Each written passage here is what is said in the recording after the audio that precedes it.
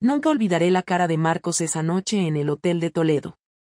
Ni cómo temblaba la copa de vino en su mano cuando me dijo, con la voz completamente rota, que ya sabía todo. Pero no me lo dijo como se ve en las películas, con gritos o insultos. No. Me lo dijo mirándome a los ojos, como si yo fuera una desconocida. Como si de repente se hubiera dado cuenta de que llevaba años durmiendo con alguien que no conocía. Y lo peor es que tenía razón. Te voy a contar cómo se llega a ese punto.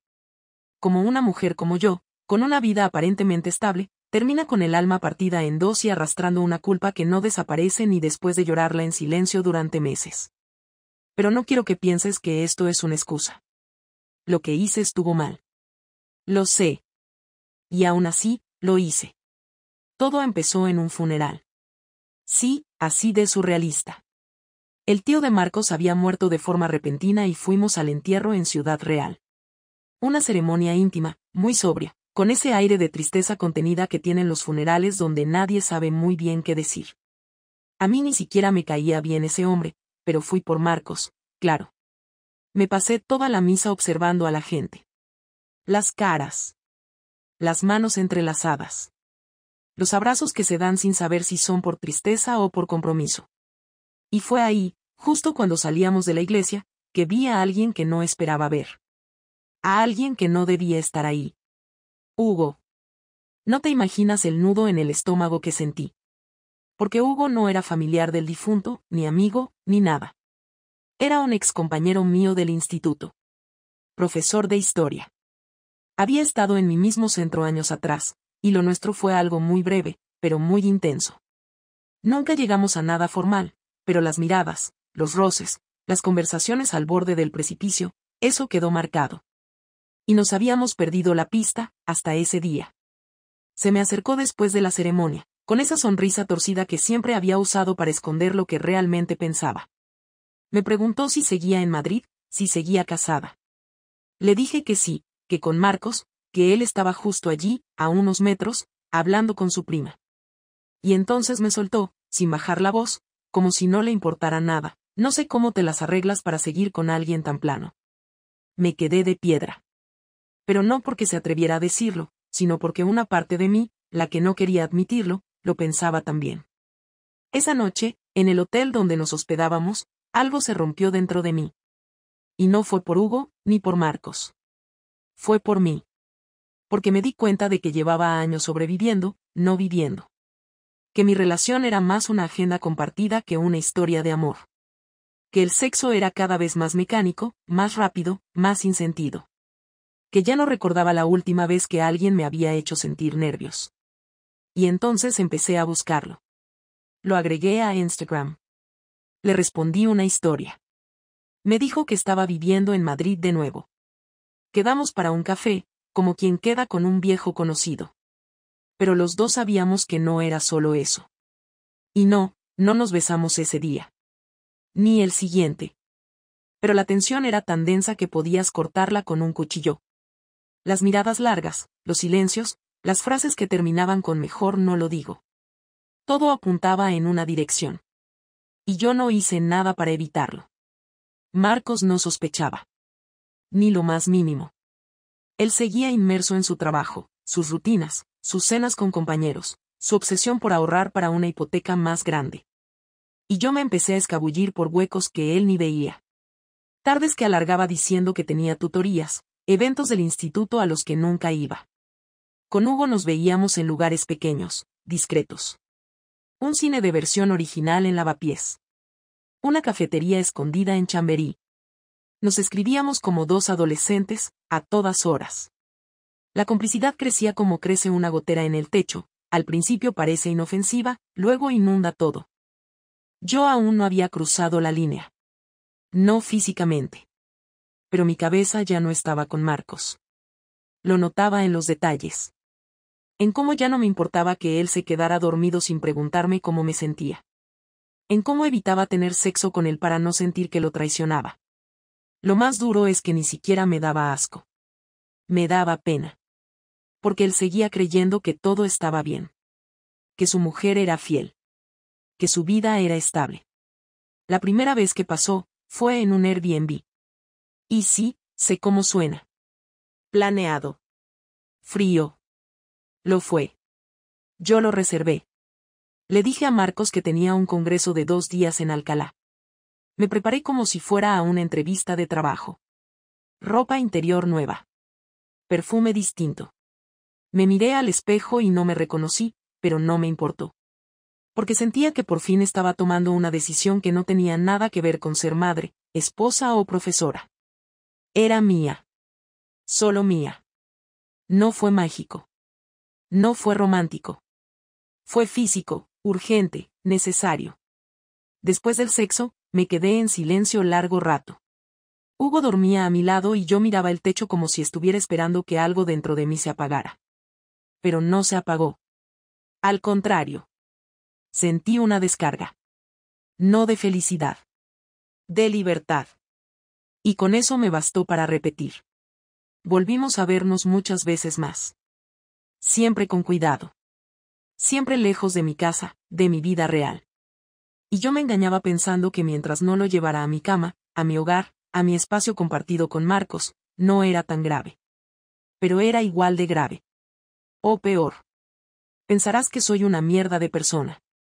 Yo también lo pensaría. Pero te estoy contando esto porque necesito que entiendas cómo alguien aparentemente feliz puede llegar a traicionar a quien más confía en ella. Porque a veces la traición no nace del odio. Nace del silencio. De lo que no se dice. De lo que no se siente. Y entonces pasó lo impensable. Marcos lo descubrió, sí. Pero no fue por un mensaje en mi móvil, ni porque me siguiera, ni por una amiga chivata. Fue por algo mucho más jodido. Algo que te contaré en la siguiente parte. El día que Marcos se enteró de todo, ni siquiera estábamos en casa. No hubo teléfonos desbloqueados, ni conversaciones abiertas por descuido, ni imágenes olvidadas en la galería. Fue en plena calle, delante de gente, sin que él supiera que estaba a punto de enfrentarse a lo que probablemente fue la mayor humillación de su vida. Era sábado por la mañana y habíamos ido juntos a desayunar a un sitio nuevo que habían abierto cerca del Retiro. Marcos llevaba semanas queriendo probar esa cafetería. Decía que hacían un café de especialidad traído directamente de Colombia y que el pan de masa madre lo horneaban allí mismo. Yo había aceptado por compromiso, por mantener la imagen, porque todavía creía que mientras nadie supiera nada, yo no tenía por qué desmontar lo que parecía funcionar desde fuera. Estábamos sentados en una mesa pequeña junto a la ventana. Él revisaba un informe desde el portátil y yo fingía que leía una revista de arquitectura. En eso, una mujer se acercó a nuestra mesa. Morena, muy delgada, con un abrigo azul marino y un gesto tenso en la cara. Yo la reconocí enseguida, aunque solo la había visto en fotos. Era la exnovia de Hugo. No me miró a mí primero, sino a Marcos, como si el asunto fuera con él, como si yo no mereciera siquiera una advertencia. Se presentó con una frialdad quirúrgica, dijo su nombre, y sin rodeo soltó la frase que desató todo: creo que deberías saber que tu mujer lleva meses acostándose con mi expareja. Así, sin levantar la voz, sin titubear, sin siquiera mirar hacia los lados para comprobar si alguien nos escuchaba. Luego me miró a mí con un desprecio que no era teatral, era real, como si llevara acumulando esa rabia durante semanas. Yo no pude decir nada. Solo la miré, paralizada, sintiendo que el mundo se encogía a mi alrededor como si estuviera dentro de una pecera vaciándose de golpe. Marcos tardó unos segundos en reaccionar. No fue inmediato. Se quedó mirándola como si no entendiera el idioma, como si las palabras no encajaran con el escenario, con el café humeante en la taza, con la tostada a medio comer. Cuando por fin giró la cabeza hacia mí, su cara había cambiado por completo. No gritó. No se levantó. Solo preguntó: ¿es verdad? Y yo no pude mentir. No porque fuera valiente, sino porque ya no tenía sentido negarlo. Todo estaba delante de nosotros. Asentí en silencio, con un leve movimiento que me costó más que cualquier esfuerzo físico que haya hecho en mi vida. Entonces él se levantó, cerró el portátil con un golpe seco, dejó un billete de 50 sobre la mesa y se fue sin decir nada más. Ni una palabra. Ni una mirada. Ni una despedida. La gente en la cafetería había escuchado todo. Algunos fingieron no mirar, otros no disimularon. Yo me quedé ahí, con las manos apoyadas sobre las rodillas, conteniendo las lágrimas no por dignidad, sino porque en ese momento ni siquiera sentía que me pertenecieran. La ex de Hugo se fue sin decir nada más. Había hecho lo que vino a hacer. No buscaba venganza, buscaba justicia. Y la consiguió. Cuando llegué a casa, Marcos no estaba. Su coche tampoco. Llamé a su móvil y me saltó el buzón de voz. Le escribí un mensaje corto, sin explicaciones, solo preguntando si estaba bien. No respondió. Pasé las siguientes horas sentada en el sofá, mirando la televisión apagada. Me sentía anestesiada, como si lo que había ocurrido esa mañana no fuera real, como si alguien más lo hubiera vivido por mí. Pero sabía que no era así. Todo lo que había ocultado durante meses se había derrumbado en cuestión de segundos, sin opción a matizar, sin posibilidad de controlar el daño. A las 8 de la noche entró por la puerta. No traía maleta, no venía borracho, no parecía haber llorado.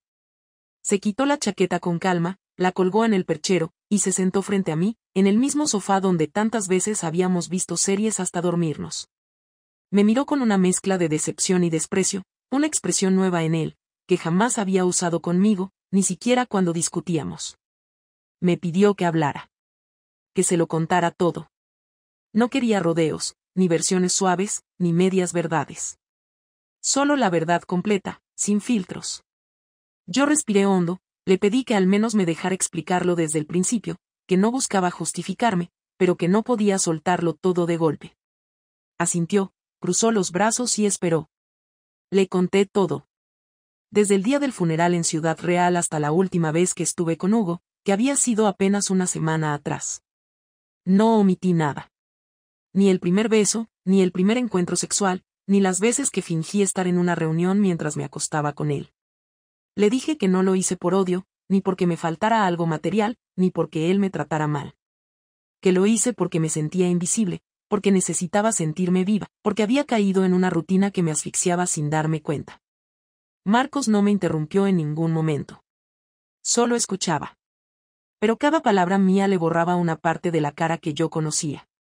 Cada detalle que le confesaba parecía desgastarlo, romperle una pieza más de lo que fuimos.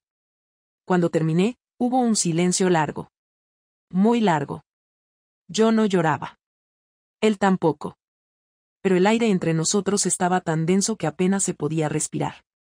Entonces él habló. Me preguntó si alguna vez pensé en separarme. Le dije que sí, muchas veces, pero que no tuve el valor, que siempre encontraba excusas para quedarme, que me decía a mí misma que podría soportarlo, que era solo una fase. Me preguntó si había dejado de quererlo. Y eso fue lo que más me costó responder.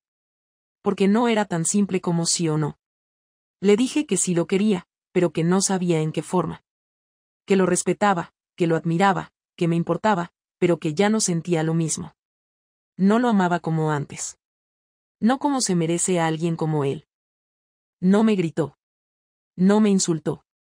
Pero en su mirada había algo mucho más duro, indiferencia. Como si en ese instante se hubiera roto la conexión, como si yo hubiera dejado de existir para él en un plano emocional. Me dijo que necesitaba irse, que no podía quedarse esa noche en la misma casa. Me pidió que no lo llamara, que necesitaba pensar, que no sabía lo que iba a hacer, pero que necesitaba estar lejos de mí por un tiempo. Y se fue. Esa noche dormí en la cama sola por primera vez en años. El silencio de la casa fue ensordecedor. No podía dejar de revivir cada detalle, cada palabra, cada gesto de la mañana. Lo que más me dolía no era haber sido descubierta. Era ver cómo se había desintegrado su imagen de mí en tiempo real. Ver cómo pasé de ser su esposa a una desconocida en cuestión de horas. Sabía que a partir de ese momento todo iba a cambiar. Que nada de lo que hiciera iba a revertir lo que ya había ocurrido. Pero aún no sabía cómo iba a reaccionar Marcos. Ni cuánto iba a durar ese silencio. Ni si tenía en mente castigarme. Lo que sí sabía era que el golpe más duro no lo había recibido yo. Lo había recibido él. Y lo que un hombre como Marcos hace con ese dolor, yo estaba a punto de descubrirlo. Durante 3 días no supe absolutamente nada de Marcos. No escribió, no llamó, no volvió a casa, ni siquiera se conectó a sus redes, y aunque no era de publicar nada, revisaba cada tanto su perfil como si en algún momento fuera a subir alguna señal, una frase, un movimiento.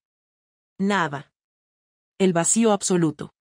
Empecé a pensar que se había ido a casa de sus padres en Salamanca o que tal vez se había encerrado en un hotel, pero lo cierto es que ni siquiera me atrevía a preguntarle a nadie. La vergüenza me paralizaba.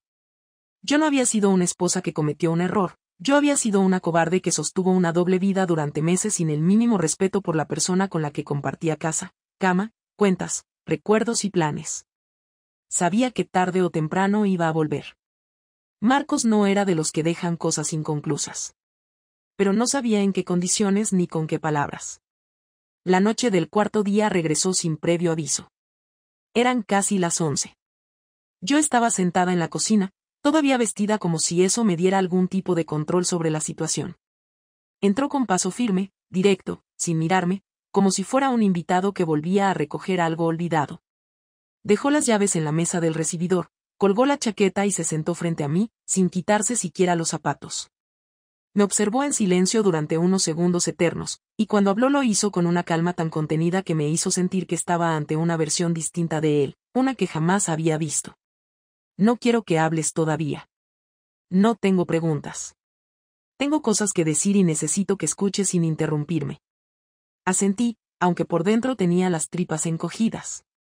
Sabía que ese momento iba a llegar, pero no imaginaba que me doliera tanto. Él respiró hondo, como si tuviera que sacar todo de un solo golpe, y comenzó a hablar. He repasado cada día de los últimos 6 meses desde que te vi con él. Porque sí, te vi con él hace tiempo. Una vez. En la estación de Atocha. Tú no me viste, pero yo te vi. Ibas de su brazo, te reías como hace años no te reías conmigo. No quise creerlo, me convencí de que era un colega, de que estaría exagerando. Luego te empecé a mirar con otros ojos. Los días que no estabas, las excusas, los mensajes que escondías. Me tragué todo. Como un imbécil. Pero no dije nada porque necesitaba estar seguro. No quería enfrentarme a esta mierda sin pruebas. Y entonces vino lo de la cafetería, y ahí ya no pude seguir haciéndome el ciego. No podía creer lo que estaba escuchando. Él lo había sospechado desde antes y se lo había guardado. Había visto cosas, detalles, comportamientos, y los había dejado pasar, no por ingenuo, sino porque no podía enfrentarse a la posibilidad de que fuera cierto. Era peor de lo que pensaba. Porque no solo lo había traicionado, también lo había hecho dudar de su intuición, de su percepción, de su propio juicio. ¿Tienes idea de lo que se siente dormir con alguien que crees que te está mintiendo y no poder demostrarlo? ¿Tienes idea de lo que significa mirar a la persona que amas y empezar a cuestionarte si alguna vez fue sincera contigo? No contesté. No podía. Porque cualquier cosa que dijera en ese momento solo iba a empeorar lo que ya era irremediable. Bajé la mirada, esperando que terminara, sintiéndome más pequeña con cada palabra. Durante días pensé en gritarte, en romper cosas, en vengarme. Se me pasaron por la cabeza 1000 formas de hacerte daño. Pero luego me di cuenta de que ninguna se compararía con lo que ya habías hecho tú sola. Porque tú decidiste, tú lo elegiste, tú mentiste, tú hiciste todo esto sin que nadie te obligara. Y eso pesa más que cualquier insulto. Lo que más duele no es que te acostaras con otro. Es que lo hiciste sin remordimiento. Que seguiste conmigo como si nada. Que me besabas y luego te ibas con él. Ahí me miró directo a los ojos, por primera vez desde que entró, y esa mirada fue como un golpe seco en el estómago. No había odio. Era algo mucho más difícil de soportar, decepción. Esa clase de decepción que solo aparece cuando alguien ha puesto toda su confianza en ti y tú la destrozas con tus decisiones. No quiero saber detalles. No me interesa cómo lo hacías, ni dónde, ni cuántas veces. Me basta con saber que lo hiciste. Y no quiero que ahora intentes explicarme que estabas perdida, o que no sabías lo que sentías, o que te faltaba algo. No lo necesito. Lo único que quiero saber ahora es qué vas a hacer tú. Porque yo ya lo tengo claro. Ahí se detuvo, como si esperara algo de mí. Yo no tenía preparada una respuesta. Nada me servía. No había discurso que limpiara lo que había ensuciado. Solo le dije lo único que sentía con certeza. No quiero justificarme. Solo quiero decirte que me equivoqué. Que te fallé. Que no lo planeé, que no pensé en ti cuando debía haberlo hecho. Y que no tengo palabras para borrar lo que pasó, pero quiero enfrentarlo contigo, si tú me dejas. Él se rió. Una risa seca, sin humor, casi cínica. Se levantó del sofá, fue hasta la habitación, sacó una maleta del armario, y sin decir nada empezó a meter ropa. Yo lo seguí con la mirada desde el marco de la puerta, sin atreverme a entrar, sin fuerza para pedirle que no lo hiciera. Lo dejé hacer. Cuando terminó, volvió al salón, se puso el abrigo, y antes de salir dijo lo último que me dejó completamente quebrada. Durante años fui tu compañero, tu apoyo, tu refugio. Nunca te grité, nunca te fallé, nunca te humillé. Y tú decidiste que eso no valía nada. A partir de ahora, asume las consecuencias. No me llames. No me busques. Cuando me sienta preparado, te contactaré. Pero no esperes que esto vuelva a ser lo que era. Porque ya no lo es. Y se fue. Cerró la puerta con suavidad, sin portazos, sin teatralidades. Solo el clic del pestillo resonando en la casa vacía. Esa noche no dormí. No comí. No hablé con nadie. No tenía a quien llamar, ni qué decir. Me duché 3 veces, limpié la cocina sin razón, revisé el armario como si al ordenarlo pudiera poner algo en su sitio dentro de mí.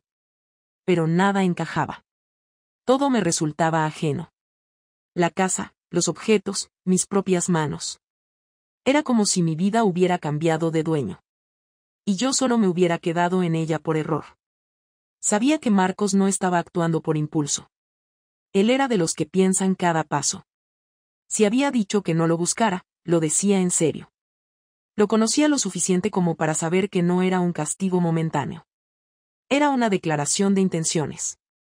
Y aunque creía haber tocado fondo, todavía no sabía que lo peor estaba por venir. Pasaron 2 semanas desde que Marcos se marchó. En ese tiempo no hubo mensajes, ni llamadas, ni una sola señal suya. Lo único que supe de él fue a través de un correo automático que me llegó del banco. Había cambiado las contraseñas de las cuentas conjuntas. Me quedé con lo justo, apenas lo suficiente para pagar la hipoteca y mis gastos personales. No me sorprendió. Era su manera de dejar claro que no quería ningún vínculo económico conmigo mientras decidía qué hacer. Aún así, no me imaginaba hasta dónde iba a llegar su frialdad. Pensé que se limitaría a distanciarse, que con el tiempo, quizás, podríamos hablar. No tenía idea de que lo que venía no era distancia, sino un castigo bien planificado. Una tarde de viernes, volviendo del instituto, encontré un sobre en el buzón. No tenía remitente, solo mi nombre escrito con su letra. Dentro había una carta de una sola página. En ella, Marcos me informaba que había iniciado los trámites de separación y que me pedía abandonar el piso en un plazo máximo de 10 días, ya que él era el propietario principal. También incluía una copia de la solicitud judicial. Ni una palabra personal, ni una frase de despedida, solo la precisión de un documento legal. Me quedé sentada en el portal con el papel en las manos sin saber si llorar o reír. Era su manera de hacerme entender que ya no era parte de su vida, que mi lugar estaba oficialmente cerrado. Lo que más me dolió fue la frialdad del tono.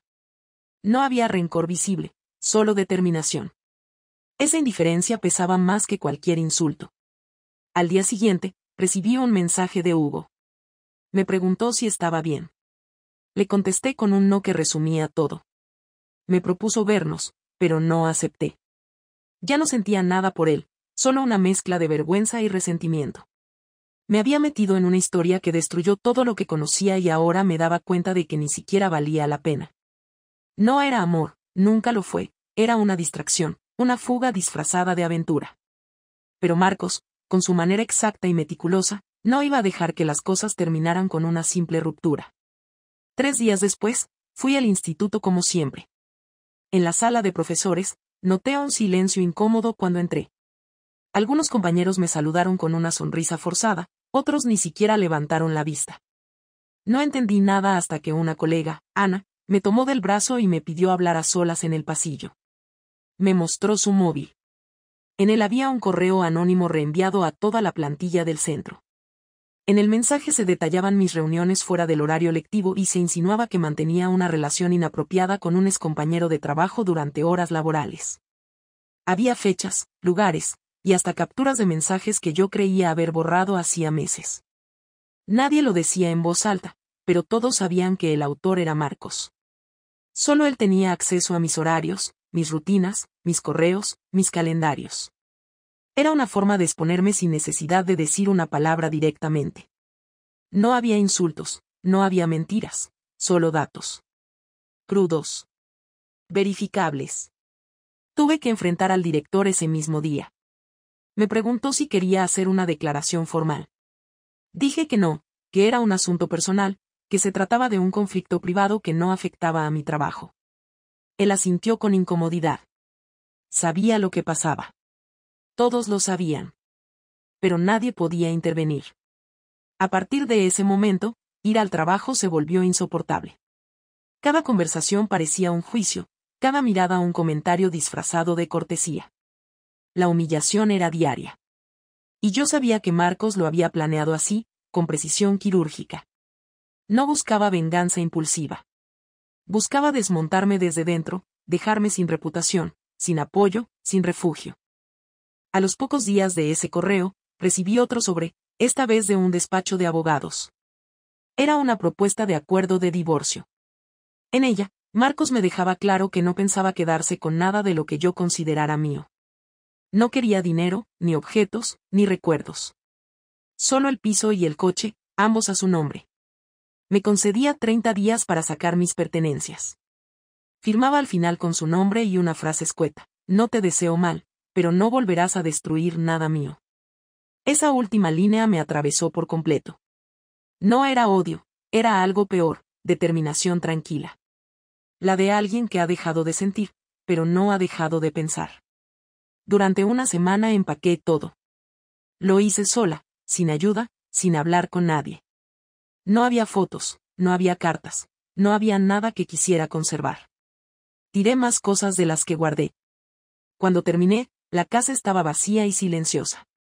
Antes de salir, me senté en el suelo del salón y me quedé mirando la pared donde colgaba antes el cuadro que compramos en el primer viaje juntos. Era el único espacio desnudo que todavía conservaba la forma de nosotros. Me quedé allí unos minutos sin saber si odiarlo o admirarlo. Marcos había conseguido que sintiera vergüenza de mi propia presencia en ese lugar. Esa era su venganza más efectiva, hacerme sentir que yo misma no pertenecía a ningún sitio. Me mudé a un pequeño piso alquilado en Vallecas. Sin decoración, sin adornos, con el mínimo de cosas necesarias. Pasaba los días trabajando y las noches intentando no pensar. Cada vez que mi mente se desviaba hacia él, recordaba cómo me miró la última vez y me obligaba a seguir adelante. Pero Marcos no había terminado. Su última jugada fue la más cruel, no porque fuera violenta, sino porque fue exacta. Un lunes, recibí una llamada del instituto. Me informaron que la Consejería de Educación había solicitado revisar mis horarios y mis registros de asistencia debido a una denuncia anónima por irregularidades laborales. No era casualidad. Nadie más podía haberla hecho. Marcos sabía perfectamente que eso me pondría en el punto más bajo de mi carrera, que incluso si no me sancionaban, el simple hecho de estar bajo revisión dejaría una mancha difícil de borrar. Me obligaron a entregar informes, justificantes, correos, todo. Pasé noches enteras revisando documentos, intentando demostrar que no había hecho nada ilegal. Finalmente, me exoneraron, pero el daño estaba hecho. Mis compañeros sabían que había existido una denuncia y aunque el caso se cerró, la sospecha se quedó pegada como una sombra. Fue entonces cuando entendí la magnitud de su venganza. Marcos no quería destruirme físicamente, ni arruinarme económicamente. Quería que me mirara al espejo y no reconociera a la persona que era. Que sintiera en carne propia la consecuencia exacta de haber traicionado su confianza. Lo había logrado sin gritar, sin insultar, sin tocarme. Solo con hechos, con estrategia, con una precisión que me dejó sin aliento. Pasaron meses hasta que el proceso de divorcio se completó. Lo firmamos en silencio, en una sala blanca, frente a un funcionario que no levantó la vista en ningún momento. Cuando terminó, Marcos se levantó primero, me miró solo una vez, y se fue. Yo me quedé allí sentada unos segundos, sin saber si debía llorar o agradecer que al fin hubiera terminado. Pero no terminó ahí. Porque aunque el papel dijera que ya no estábamos casados, su presencia seguía en cada rincón de mi mente, como una marca imposible de borrar. Con el tiempo, supe por conocidos que se había mudado a Valencia, que cambió de trabajo y que parecía estar bien. No me sorprendió. Marcos era de los que se reconstruyen en silencio. Lo que sí me dolió fue enterarme de que había empezado una nueva relación con una compañera suya. No por celos, sino porque entendí que con ella estaba haciendo todo lo que conmigo había dejado de hacer. Y eso me confirmó lo que en el fondo ya sabía, que mi traición no solo lo destruyó a él, también lo cambió para siempre. Esa fue su verdadera venganza. No los correos, no la denuncia, no la humillación. Fue demostrarme que podía seguir adelante sin mí, sin odio, sin rencor, sin mirar atrás. Que su manera de devolverme el daño era vivir bien. Y yo, mientras tanto, seguía atrapada en la culpa, en la memoria, en la vergüenza de haber perdido a alguien que no merecía lo que le hice. Pasó casi un año desde la última vez que vi a Marcos. No había vuelto a escribirle desde que firmamos el divorcio, ni él a mí. Tenía su número guardado todavía, pero nunca me atreví a marcarlo. Cada vez que me sentía con fuerzas para hacerlo, me bastaba con recordar su mirada el día de la separación, ese gesto impenetrable de alguien que había apagado todo dentro y no pensaba volver a encenderlo. A pesar de eso, en mi cabeza seguían girando miles de palabras que no llegué a decirle. No por justificarme, ni por buscar una segunda oportunidad, sino porque necesitaba entender en qué lugar exacto había terminado yo en su vida. No sabía si me odiaba, si me había olvidado, si solo era una anécdota amarga que había decidido enterrar. Y aunque no tenía derecho a pedirle nada, esa duda me acompañaba como una enfermedad silenciosa. Hasta que un día, sin pensarlo demasiado, le escribí. Fue un mensaje corto. No decía mucho. Le puse que no esperaba nada, que no tenía segundas intenciones, que solo quería hablar con él una última vez. No para remover el pasado, sino para cerrar algo que en mi interior seguía abierto. Tardó casi una semana en responder. El mensaje decía, estoy en Madrid por trabajo. Si quieres hablar, estaré en el Café Gijón, este viernes a las 7. Nada más. Ni un saludo, ni una frase de cortesía. Solo los datos. Pero era suficiente. Ese viernes llegué 10 minutos antes. Llevaba el corazón disparado y las manos frías. Me senté en una mesa del fondo, cerca del ventanal, y pedí un té para tener algo entre las manos. No sabía cómo iba a reaccionar al verlo. Me había imaginado 1000 veces ese momento, y en todas terminaba con algo distinto, con él levantándose y yéndose, con él diciéndome que me odiaba, con él rompiéndose por dentro y confesando que todavía me quería. Pero cuando entró y se acercó a la mesa, me di cuenta de que ninguna de esas versiones se iba a cumplir.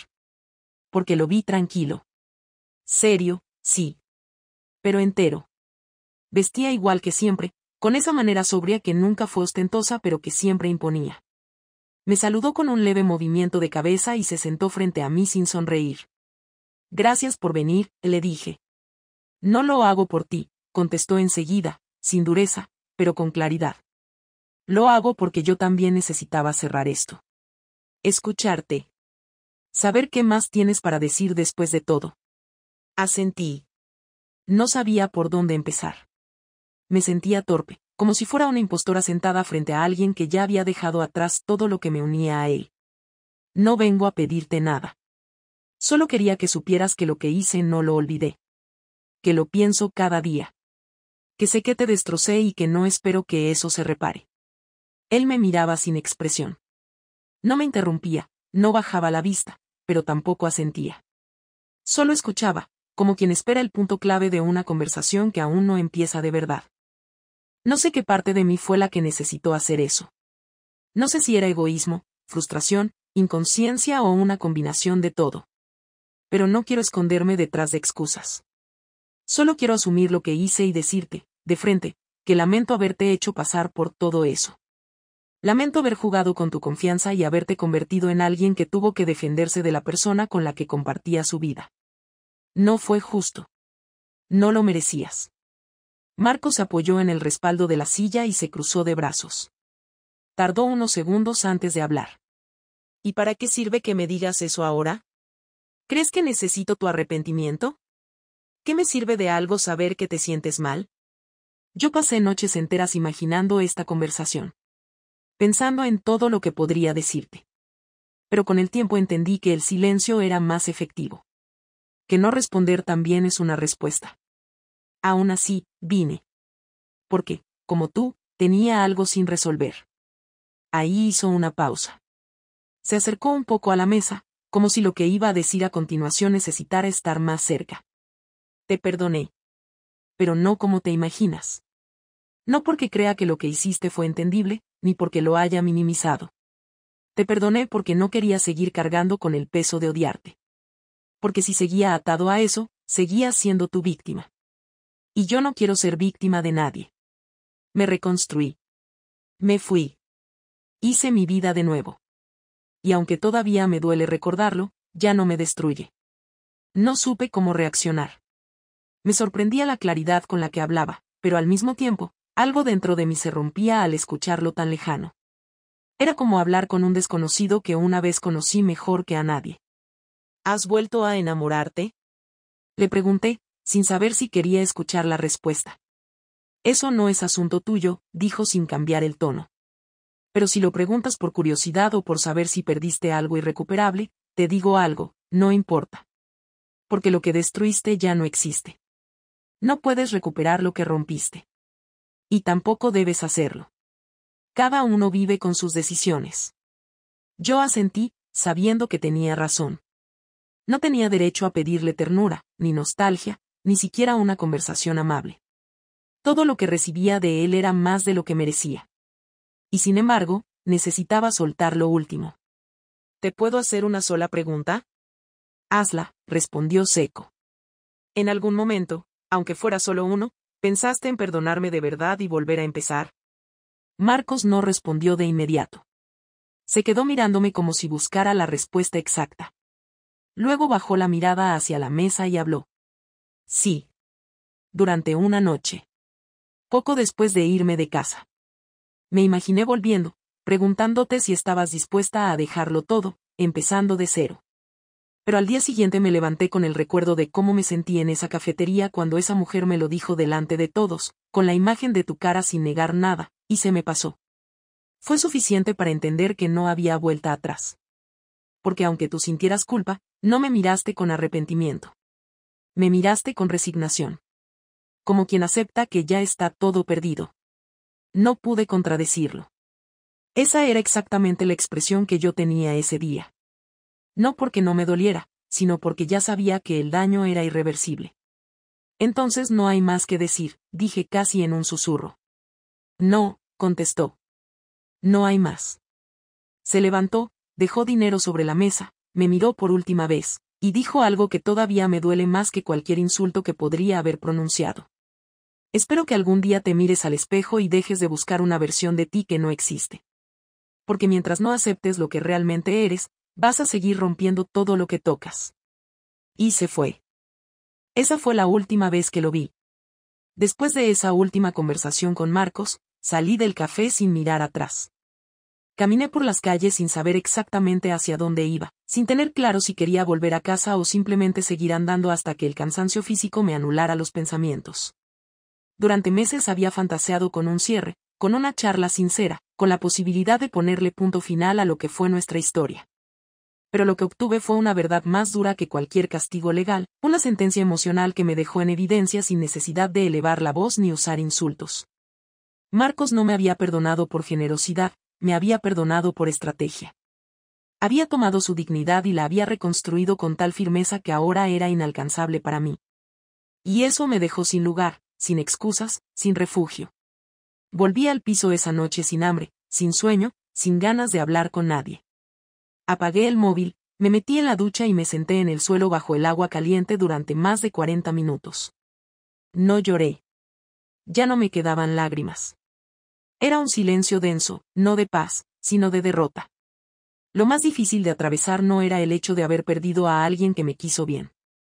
Lo más difícil era reconocerme en la versión de mí misma que permití que se instalara sin control. Durante años había vivido con la idea de que era una persona madura, coherente, capaz de tomar decisiones, de amar, de construir. Pero lo que hice con Marcos demostró que también era capaz de traicionar, de mentir, de manipular, de lastimar sin medir las consecuencias. Y esa parte no desaparece. No se borra con el tiempo, no se esfuma con el arrepentimiento. Se queda. Como una sombra que aparece cada vez que intento empezar algo nuevo. Volví a trabajar, seguí cumpliendo con mis horarios, Volví a corregir exámenes, a ir al supermercado, a lavar la ropa. Desde afuera parecía todo normal.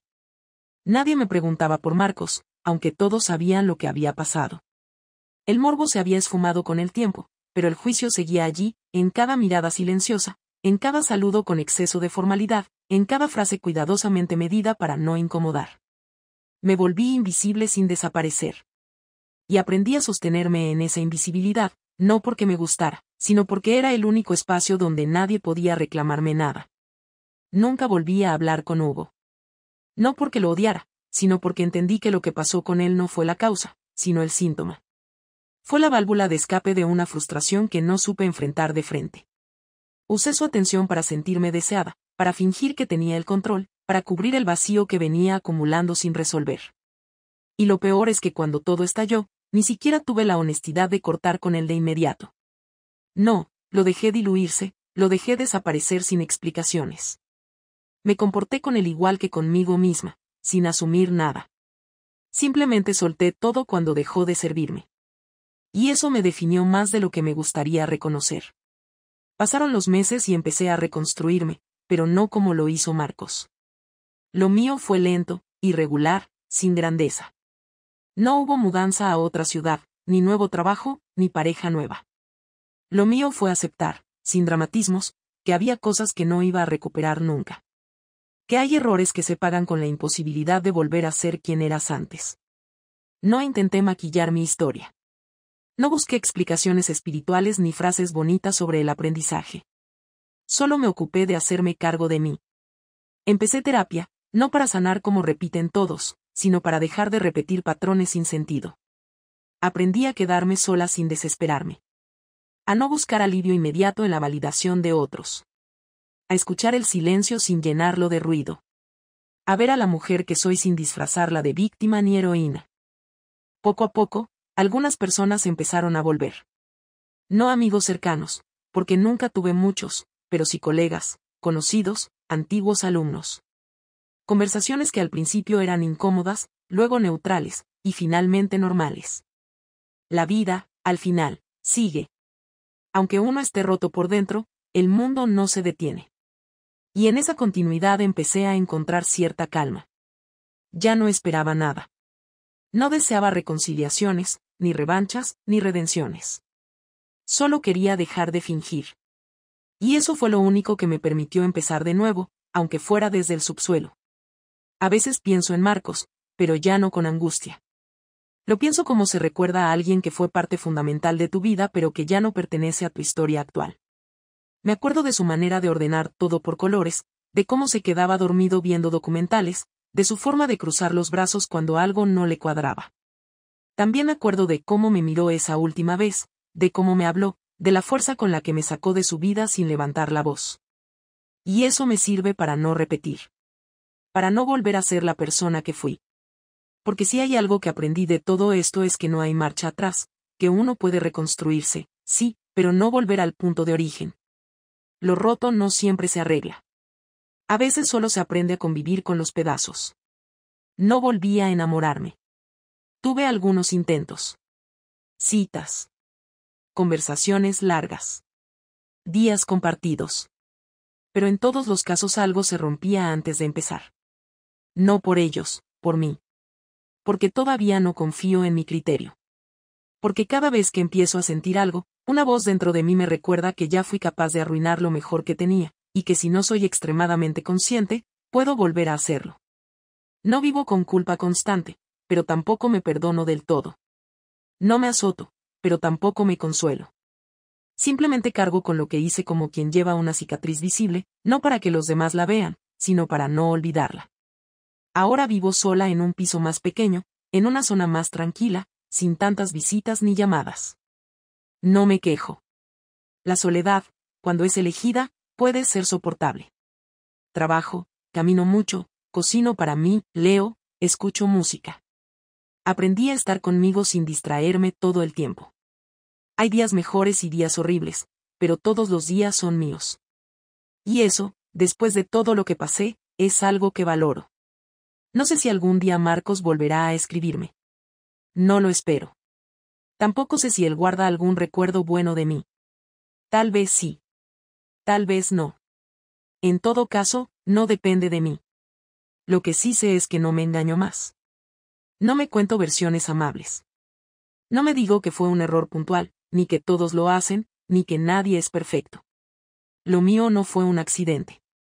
Fue una cadena de decisiones que rompieron algo irrecuperable. Y mi castigo no fue perderlo. Mi castigo fue darme cuenta demasiado tarde de lo que valía. Por eso, si alguna vez alguien me pregunta por qué terminé sola, no pienso adornarlo. Diré la verdad. Diré que tuve a alguien que me quiso bien y que lo traicioné. Que subestimé su amor y sobrevaloré mi carencia. Que creí que el deseo momentáneo podía tapar un vacío profundo. Y que cuando entendí lo que realmente había perdido, ya no tenía a quien decírselo. No me arrepiento de haberlo amado. Me arrepiento de no haber sabido cuidarlo. Y aunque eso no me devuelve nada, al menos me deja claro quién fui, quién soy y quién no quiero volver a ser nunca más.